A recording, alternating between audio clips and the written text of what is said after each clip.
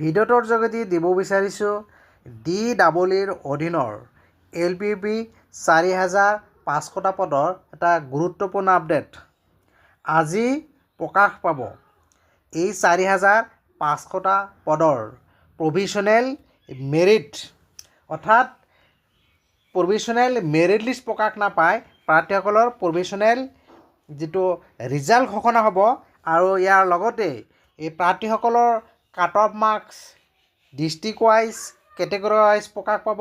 লগতে এই প্ৰাৰ্থীসকলৰ চিলেকশ্যন প্ৰচিডিউৰ তাৰপিছত উইথেল প্ৰাৰ্থীসকলৰ ভেৰিফিকেশ্যন কেতিয়া হ'ব ইন ডিটেইলছ এই ভিডিঅ'টো আলোচনা কৰিম। চ' DEৰ ফালৰ পৰা আজি এই গুৰুত্বপূৰ্ণ আপডেটটো আহিছে, নটিফিকেশ্যনখন প্ৰকাশ পাইছে। ইয়াতে চাওক, the provisional merit of the candidate for the post of teacher of lower primary and upper primary school against the advertisement vide number this and this dated 8 January 2025 under the Director of Elementary Education Assam will be published in the official website of DEE on 19 February 2026. So provisional merit list প্ৰকাশ নাপাব ইয়াতে উল্লেখ কৰিছে। provisional merit of the candidate প্ৰাৰ্থীসকলৰ যোৱা আগৰ যি লিষ্টখন যিদৰে আগৰ ৰিজাল্ট যিদৰে ঘোষণা কৰিছিল একচুৱেলি এইটো প্ৰভিশ্যনেল মেৰিট ৰিজাল্ট বুলি ক'ব পাৰি। তাৰপিছত district and category wise cut off marks are also' published for reference of the candidate. So' প্ৰাৰ্থীসকলৰ জিলাভিত্তিক আৰু category wise cut off mark প্ৰকাশ কৰিব। তাৰপিছত এই চিলেকশ্যন প্ৰচিডিউৰটো কিদৰে কৰিছে ইয়াতে ডিটেইলছটো ইয়াতে ৱেটেজটো উল্লেখ কৰিছে। The calculation of marks is done as per the condition shown in the advertisement dated 8 January 2025 and gov notification byte number this and this dated 28 November 2023. ইয়াতে চাওক, লয়াৰ প্ৰাইমেৰীৰ বাবে হায়াৰ ছেকেণ্ডেৰীৰ কাৰণে 5% পাৰ্চেণ্টেজৰ পৰা, টেটৰ পৰা 85%, প্ৰফেশ্যনেল কোৱালিফিকেশ্যনৰ পৰা 5%, গ্ৰেজুৱেশ্যনৰ পৰা মাৰ্ক এড নহয়, এক্সট্ৰা কাৰিকুলাৰ এক্টিভিটি পৰা 5%, টোটেল 100%। আৰু আপাৰ প্ৰাইমেৰীৰ ক্ষেত্ৰত বাকীখিনি একে জাষ্ট ডিফাৰেঞ্চটো হৈছে প্ৰফেশ্যনেল নহয় যিটো টেটৰ পৰা LP ক্ষেত্ৰত 85% আৰু UPৰ ক্ষেত্ৰত 80%, বাকী 5% এইটো গ্ৰেজুৱেশ্যনৰ 5% এড হ'ব, বাকীখিনি একে।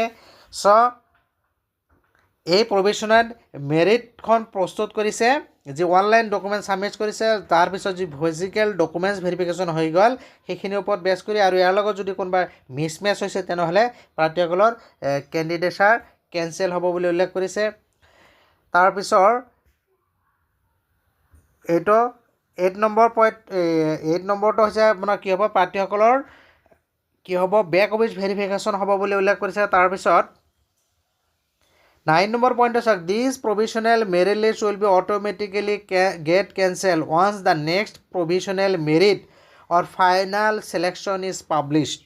চ' এই প্ৰভিশ্যনেল মেৰিটৰ পিছত নেক্সট প্ৰভিশ্যনেল মেৰিট ওলাবও পাৰে নাইবা ফাইনেল চিলেকশ্যন লিষ্টটো প্ৰকাশ পাব পাৰে। ইয়াত উল্লেখ কৰিছে যে next provisional merit or final selection অৰ্থাৎ পৰৱৰ্তী যি প্ৰভিশ্যনেল হওক বা ফাইনেল চিলেকশ্যন হওক প্ৰকাশ পোৱাৰ পিছতে এখনতো অট'মেটিক কেঞ্চেল হ'বই, কিন্তু যিহেতু 27 তাৰিখৰ ভিতৰতে এই গোটেইখিনি নিযুক্তি প্ৰক্ৰিয়া সমাপ্ত কৰিব বিচাৰিছে। চ' ইয়াৰ পিছত হয়তো এটা গ্ৰেভেন্সখিনি ৰিচিভ হোৱাৰ পিছত প্ৰথম লিষ্টখন প্ৰকাশ পোৱাৰ পিছত কিছুমান উইথেল নাইবা কিছুমান গ্ৰেভেন্স থাকিলে সেইখিনি কমপ্লিট কৰাৰ পিছত এটা নেক্সট প্ৰভিশ্যনেল মেৰিট এটা প্ৰকাশ পাব পাৰে, তাৰপিছতে ফাইনেল লিষ্ট প্ৰকাশ পাব। চ' ইয়াতে চাওক, those candidates mark and kept withheld and after verifying the cut off marks for any grievance can attend for further clarification on the date, time and venue mentioned below. So যিসকলৰ withhold তাৰপিছত কাৰোবাৰ যদি গ্ৰেভেন্স থাকে সেইসকলৰ কাৰণে তলত schedule প্ৰকাশ কৰিছে। ইয়াতে 20 ফেব্ৰুৱাৰী, 21 ফেব্ৰুৱাৰী, 22 ফেব্ৰুৱাৰী তিনিটা দিন চিডিউল প্ৰকাশ কৰিছে ডিষ্ট্ৰিক্ট ৱাইজ, আৰু ডিষ্ট্ৰিক্ট ৱাইজটো হৈছে name of the first applied district, অৰ্থাৎ ডিষ্ট্ৰিক্ট প্ৰিফাৰেঞ্চ যিটো প্ৰথম ডিষ্ট্ৰিক্টত যিজনে ফাৰ্ষ্ট প্ৰিফাৰেঞ্চ দিছিলে সেই হিচাপত ভেৰিফিকেশ্যনত এটেণ্ড হ'ব পাৰিব নাইবা গ্ৰেভেন্সত এটেণ্ড হ'ব পাৰিব। 20 তাৰিখে আছে বৰপেটা, দৰং, হোজাই, কামৰূপ মেট্ৰ', মৰিগাঁও, নগাঁও, নলবাৰী আৰু শোণিতপুৰ। ঠিক সেইদৰে 21 ফেব্ৰুৱাৰীত আছে বিশ্বনাথ, বঙাইগাঁও, চৰাইদেউ, ধেমাজি, গোৱালপাৰা, গোলাঘাট, যোৰহাট, লখিমপুৰ আৰু শিৱসাগৰ। 22 ফেব্ৰুৱাৰীত হৈছে কাছাৰ, ধুবুৰী, ডিব্ৰুগড়, হাইলাকান্দি, মাজুলী, চাউথ চালমাৰা, শ্ৰীভূমি আৰু তিনিচুকীয়া। আৰু ভেনু ৰহিকা Assam agriculture university international guest house Khanapara. ৰাতিপুৱা 11 বজাৰ পৰা আবেলি 4 বজাৰ ভিতৰত যিসকলৰ উইথেল লগতে ক্ৰাইভেঞ্চ থাকিব কাট অফ মাৰ্ক ৰিলেটেড সেইসকলৰ এই ডিষ্ট্ৰিক্ট ৱাইজ যিটো চিডিউল প্ৰকাশ কৰিছে সেইমতে সিহঁতসকলে DEEত এইখিনি ছাবমিট কৰিব পাৰিব। মই এই ভিডিঅ'টোৰ যোগেদি এই গুৰুত্বপূৰ্ণ তথা যিসকলে 4,500টা পদৰ